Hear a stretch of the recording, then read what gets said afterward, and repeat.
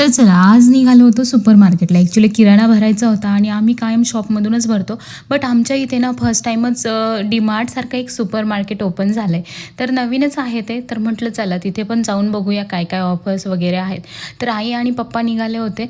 तर मग मी म्हटलं चला मला पण येऊ द्या, कारण की घरी बसून पण असं बोरच होतं ना. असं मग मी पण गेले त्यांच्यासोबत आणि आव्हानचं पण काहीतरी बाहेर काम होतं, ते पण निघाले होते आमच्यासोबत. मग काय इथे आलो.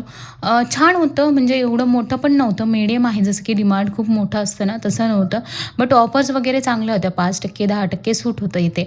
तर मग त्यानंतर मग आम्ही आधी बघून घेतलं सगळं, कुठं काय काय ठेवलं आहे नाही का, किती ऑफर्स वगैरे. आणि त्यानंतर मग आम्ही कलेक्ट करायला सुरू केलं.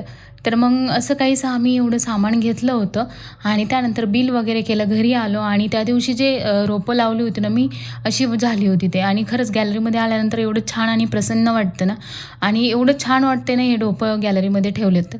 त्यानंतर इव्हिनिंगच्या टायमिंगला यांनी शेंगा फोडण्यासाठी असं मशीन घेऊन आले होते, कारण की अशा हाताने शेंगा फोडायचं ना मला आणि आईंना तर खरंच खूप कंटाळा आला होता.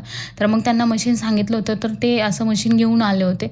मग म्हटलं चला आता स्वयंपाकाची पण तयारी करूया. तर मग आज स्वयंपाकामध्ये बनवली होती पालकाची भाजी आणि बाजरीची भाकरी.